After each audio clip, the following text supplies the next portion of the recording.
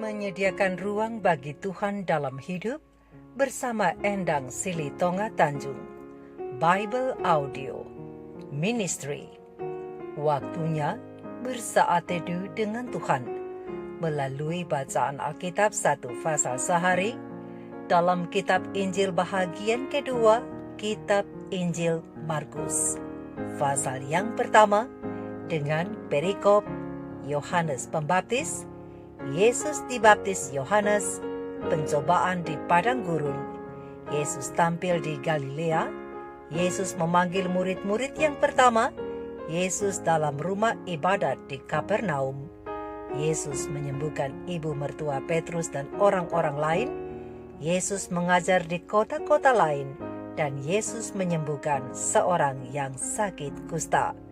Mari baca Alkitab, mari dengar Alkitab, dan mari lakukan apa yang Allah firmankan di dalam Alkitab, maka iman dan pengharapanmu tidaklah sia-sia. Tuhan Yesus Allah Putra, Alfa dan Omega memberkati, dan Allah Roh Kudus akan menuntun untuk memahami. Mari memulainya dengan doa dalam hati. Inilah permulaan Injil tentang Yesus Kristus, Anak Allah.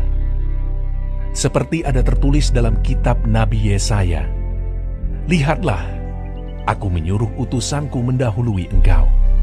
Ia akan mempersiapkan jalan bagimu." Ada suara orang yang berseru-seru di padang gurun, "Persiapkanlah jalan untuk Tuhan, luruskanlah jalan baginya." Demikianlah Yohanes Pembaptis tampil di padang gurun dan menyerukan, "Bertobatlah dan berilah dirimu dibaptis, dan Allah akan mengampuni dosamu." Lalu datanglah kepadanya orang-orang dari seluruh daerah Yudea dan semua penduduk Yerusalem. Dan sambil mengaku dosanya, mereka dibaptis di sungai Yordan. Yohanes memakai jubah bulu unta dan ikat pinggang kulit, dan makanannya belalang dan madu hutan.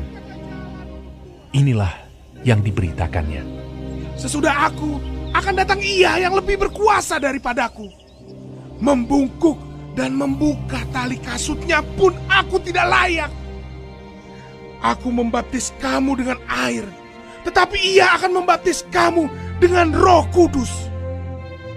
Pada waktu itu, datanglah Yesus dari Nazaret di tanah Galilea, dan Ia dibaptis di sungai Yordan oleh Yohanes. Pada saat Ia keluar dari air, Ia melihat langit terkoyak, dan roh seperti burung merpati turun ke atasnya. Lalu terdengarlah suara dari sorga, "Engkaulah anakku yang kukasihi, kepadamulah aku berkenan." Segera sesudah itu, roh memimpin Dia ke padang gurun. Di padang gurun itu, Ia tinggal 40 hari lamanya, dicobai oleh iblis. Ia berada di sana di antara binatang-binatang liar, dan malaikat-malaikat melayani Dia. Sesudah Yohanes ditangkap, datanglah Yesus ke Galilea memberitakan Injil Allah. Katanya, "Waktunya telah genap, kerajaan Allah sudah dekat. Bertobatlah dan percayalah kepada Injil." Ketika Yesus sedang berjalan menyusur danau Galilea, Ia melihat Simon dan Andreas, saudara Simon. Mereka sedang menebarkan jala di danau, sebab mereka penjala ikan. Yesus berkata kepada mereka, "Mari, ikutlah aku, dan kamu akan kujadikan penjala manusia." Lalu mereka pun segera meninggalkan jalannya dan mengikuti Dia. Dan setelah Yesus meneruskan perjalanannya sedikit lagi, dilihatnya Yakobus, anak Zebedeus, dan Yohanes saudaranya sedang membereskan jala di dalam perahu. Yesus segera memanggil mereka, dan mereka meninggalkan ayahnya Zebedeus di dalam perahu bersama orang-orang upahannya, lalu mengikuti Dia. Mereka tiba di Kapernaum. Setelah hari Sabat mulai, Yesus segera masuk ke dalam rumah ibadat dan mengajar. Mereka takjub mendengar pengajarannya, sebab Ia mengajar mereka sebagai orang yang berkuasa, tidak seperti ahli-ahli Taurat. Pada waktu itu, di dalam rumah ibadat itu, ada seorang yang kerasukan roh jahat. Orang itu berteriak, Apa urusanmu dengan kami? Hai Yesus, orang Nazaret. Kau datang hendak membinasakan kami. Aku tahu siapa engkau. Yang kudus dari Allah. tetapi Yesus menghartiknya. Katanya, Diam! Keluarlah daripadanya! roh jahat itu menggoncang-goncang orang itu, dan sambil menjerit dengan suara nyaring, ia keluar daripadanya. Mereka semua takjub, sehingga mereka memperbincangkannya. Katanya, Apa ini? Suatu ajaran baru. Ia berkata-kata dengan kuasa. Roh-roh jahat pun diperintahnya, dan mereka taat kepadanya. lalu tersebarlah dengan cepat kabar tentang dia ke segala penjuru di seluruh Galilea. Sekeluarnya dari rumah ibadat itu, Yesus dengan Yakobus dan Yohanes pergi ke rumah Simon dan Andreas. Ibu mertua Simon terbaring karena sakit demam. Mereka segera memberitahukan keadaannya kepada Yesus. Ia pergi ke tempat perempuan itu, dan sambil memegang tangannya, ia membangunkan dia, lalu lenyaplah demamnya. Kemudian perempuan itu melayani mereka. Menjelang malam, sesudah matahari terbenam, dibawalah kepada Yesus semua orang yang menderita sakit dan yang kerasukan setan. Maka berkerumunlah seluruh penduduk kota itu di depan pintu. Ia menyembuhkan banyak orang yang menderita bermacam-macam penyakit dan mengusir banyak setan. Ia tidak memperbolehkan setan-setan itu berbicara, sebab mereka mengenal dia. Pagi-pagi benar, waktu hari masih gelap, ia bangun dan pergi keluar. Ia pergi ke tempat yang sunyi dan berdoa di sana. Tetapi Simon dan kawan-kawannya menyusul dia. Waktu menemukan dia, mereka berkata, Semua orang mencari engkau. Jawabnya, Marilah kita pergi ke tempat lain, ke kota-kota yang berdekatan, supaya di sana juga aku memberitakan Injil, karena untuk itu aku telah datang. Lalu pergilah ia ke seluruh Galilea dan memberitakan Injil dalam rumah-rumah ibadat mereka dan mengusir setan-setan. Seorang yang sakit kusta datang kepada Yesus dan sambil berlutut di hadapannya, ia memohon bantuannya. Katanya, Kalau engkau mau, engkau dapat mentahirkan aku. maka tergeraklah hatinya oleh belas kasihan. Lalu ia mengulurkan tangannya, menjamah orang itu dan berkata kepadanya, Aku mau, jadilah engkau tahir. Seketika itu juga lenyaplah penyakit kusta orang itu, dan ia menjadi tahir. Segera ia menyuruh orang itu pergi dengan peringatan keras. Ingatlah, janganlah engkau memberitahukan apa-apa tentang hal ini kepada siapapun. Tetapi pergilah, perlihatkanlah dirimu kepada imam, dan persembahkanlah untuk pentahiranmu persembahan yang diperintahkan oleh Musa sebagai bukti bagi mereka. Tetapi orang itu pergi memberitakan peristiwa itu dan menyebarkannya kemana-mana, sehingga Yesus tidak dapat lagi terang-terangan masuk ke dalam kota. Ia tinggal di luar, di tempat-tempat yang sepi. Namun orang terus juga datang kepadanya dari segala penjuru.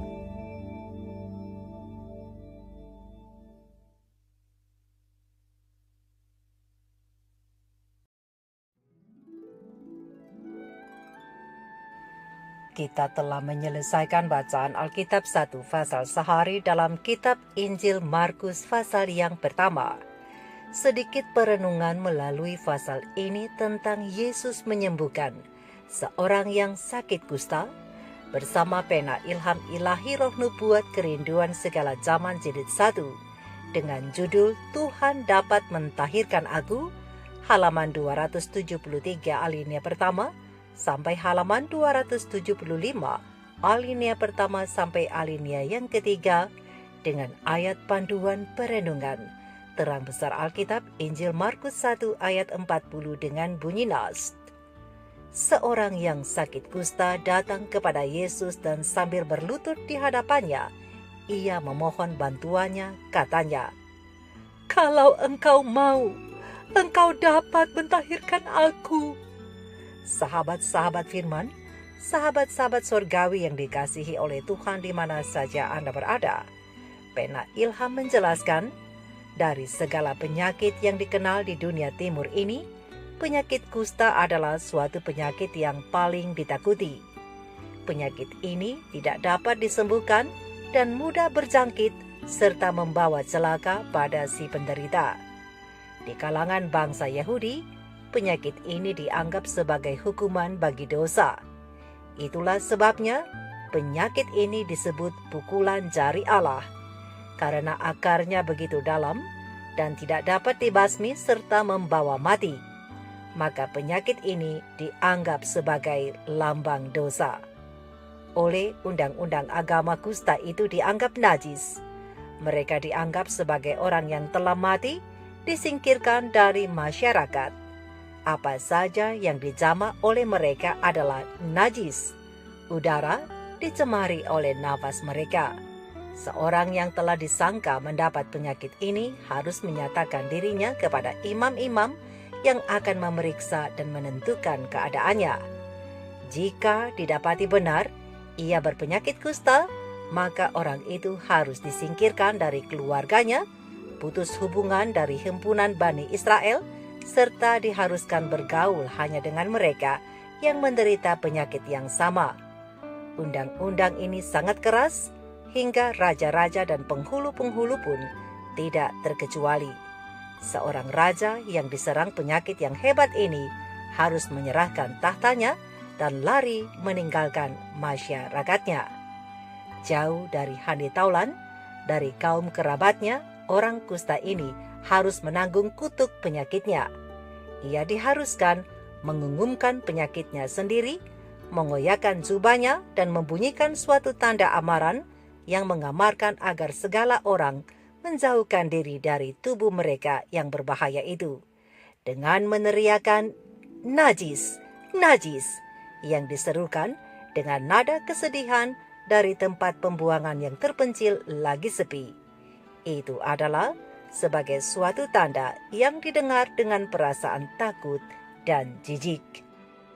Di daerah tempat Yesus bekerja banyak orang yang menderita penyakit ini, dan kabar tentang pekerjaannya sampai kepada telinga mereka itu membawa suatu kabar yang memberi sinar pengharapan. Karena sejak zaman Nabi Elisa, belum pernah diketahui seorang pun yang mendapat penyakit ini dapat disembuhkan. Mereka tidak berani mengharap pada Yesus untuk berbuat bagi mereka itu apa yang ia belum pernah lakukan bagi siapapun. Tetapi di antara mereka itu ada seorang yang di dalam hatinya telah menyingsing fajar imannya. Orang ini tidak mengetahui bagaimana caranya menjumpai Yesus. Setelah diputuskan hubungan dari sesama manusia, bagaimana dapat ia membawa dirinya kepada tabib besar itu? Maka ia telah bertanya-tanya, jika Kristus mau menyembuhkan dia, apakah dia akan mendudukan diri untuk memperhatikan seorang yang percaya bahwa penderitaannya adalah sebagai hukuman dari Allah? Apakah Yesus bukan sebagai orang Farisi atau para tabib yang mengutuk dia dan mengamarkan dia agar melarikan diri jauh dari masyarakat?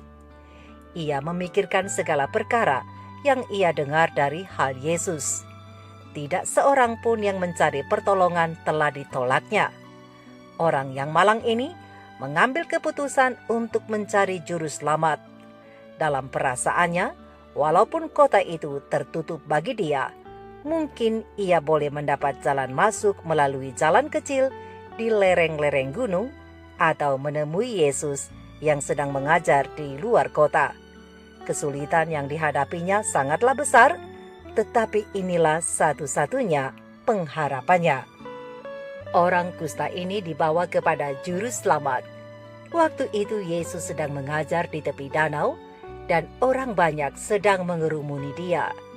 Dengan berdiri dari jauh, orang kusta ini dapat mendengarkan beberapa perkataan yang keluar dari bibir juru selamat. Ia melihat juru selamat meletakkan tangannya di atas orang sakit. Ia melihat orang timpang, orang buta, orang yang sedang sekarat, dan mereka yang sedang menderita berbagai-bagai penyakit mendapat kesembuhan sambil memuji Allah karena kelepasan mereka. Dengan melihat itu semua, imannya semakin dikuatkan. Ia pun datang lebih dekat kepada orang banyak itu. Larangan terhadap dirinya demi keselamatan orang banyak dan juga ketakutan orang banyak terhadap dirinya, ia lupakan. Ia hanya memikirkan akan berkat kesembuhan untuknya. Ia adalah suatu tontonan yang najis, penyakitnya sangat ditakuti, dan tubuhnya yang sedang menjadi busuk itu sangatlah ngeri dipandang mata. Apabila orang banyak melihat dia, semuanya berlari karena takut. Mereka berdesak-desakan satu dengan yang lain karena ingin menghindari agar tidak bersentuhan dengan dia. Ada pula yang berusaha mencegah dia menghampiri Yesus. Tetapi semuanya itu sia-sia adanya. Ia tidak melihat atau mendengar mereka. Ucapan, hinaan, dan kutukan tidak dihiraukannya lagi. Ia hanya melihat kepada anak Allah itu.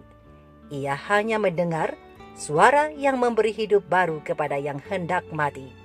Ia mendesak maju menuju pada Yesus, lalu menjatuhkan dirinya pada kakinya sambil berseru, "Tuhan, jika Tuhan mau, Tuhan dapat mentahirkan aku." Kemudian Yesus menjawabnya, "Aku mau, jadilah engkau tahir." Dan Yesus mengulurkan tangannya atas orang yang berpenyakit kusta itu. Lihat Injil Markus 1 ayat 41. Seketika itu juga lenyaplah penyakit kusta orang itu dan ia menjadi tahir. Lihat Injil Matius 8 ayat 3 dan Injil Markus 1 ayat 42. Suatu perubahan telah terjadi pada diri orang kusta ini. Daging tubuhnya menjadi sehat kembali. Urat sarafnya bekerja lagi dan otot-ototnya menjadi kuat. Kulitnya yang kasar itu diganti layaknya kulit seorang bayi yang sehat. Sahabat-sahabat firman, sahabat-sahabat sorgawi, sahabat-sahabatku, apakah aplikasi dari orang yang kena penyakit kusta dan yang disembuhkan oleh Yesus itu kepada kita sekalian pada hari ini? Pena ilham ilahi roh nubuat menjelaskan bahwa pekerjaan Kristus dalam menyembuhkan orang kusta dari penyakit yang mengerikan itu menjadi suatu ilustrasi tentang pekerjaannya dalam menyucikan jiwa dari dosa. Orang yang datang pada Yesus itu yang penuh dengan kusta, racun penyakit yang mematikan merajalela pada seluruh tubuhnya. Untuk itu murid-murid berusaha mencegah guru mereka supaya jangan menjamah orang kusta itu. Karena apabila seorang berani menjamah seseorang yang kena penyakit kusta, akan menjadikan dirinya juga najis. Tetapi dengan meletakkan tangannya atas orang kusta itu, Yesus memperlihatkan bahwa tidak didapati apa-apa yang najis pada dirinya. Namun jamahannya memberikan kuasa yang memberi hidup. Penyakit kusta itu disembuhkan. Demikian pula dengan kusta dosa yang telah berakar dalam, mematikan dan mustahil disucikan oleh kuasa manusia. Seluruh kepala sakit dan seluruh hati lemah lesu, kata firman Tuhan, dan telapak kaki sampai kepala tidak ada yang sehat, bengkak dan bilur, dan luka baru, tidak dipijit dan tidak dibalut dan tidak ditaruh minyak. Yesaya 1 ayat 5 dan 6. Tetapi Yesus yang datang dengan kasih sayang itu tidak tercemar. Hadiratnya mempunyai kuasa menyembuhkan untuk orang berdosa. Siapa saja yang jatuh kepada kakinya sambil berkata dengan penuh percaya, "Tuhan, jika Tuhan mau, Tuhan dapat mentahirkan aku." Mereka akan mendengar jawabnya, "Aku mau, jadilah engkau tahir." Lihat Injil Matius 8 ayat 2 dan 3 dan Markus 1 ayat 41 dan 42. Jadi sahabat-sahabat firman, Kisah ini dicatat dalam Alkitab bukan hanya sebagai suatu peristiwa penyembuhan fisik yang diadakan Yesus saja, tapi ini menjadi cermin untuk menyadarkan diri kita yang tiada berdaya menghapus dosa, sebagaimana orang kusta itu tidak berdaya menyembuhkan dirinya sendiri.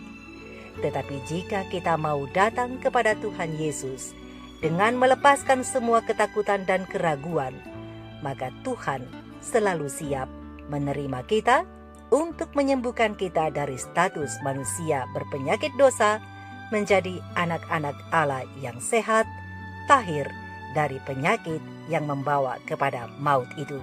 Mari kita renungkan ini bersama. Tuhan Yesus memberkati. Maranatha. Shalom.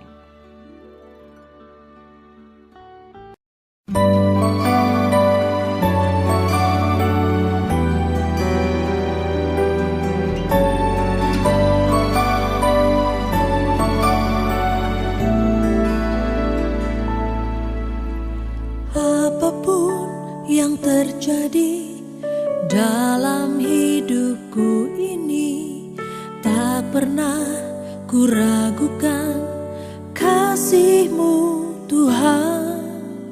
Lewat gunung yang tinggi, dalam lembah yang curam, tak pernah ku ragukan janji-Mu Tuhan. Kau berfirman dan sembuhkanku, Kau bersabda dan selamatkanku. Tiada yang mustahil bagimu,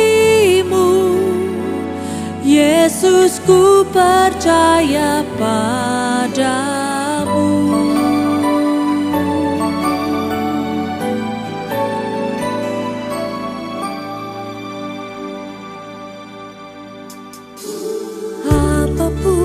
Yang terjadi dalam hidupku ini, tak pernah ku ragukan kasih-Mu Tuhan.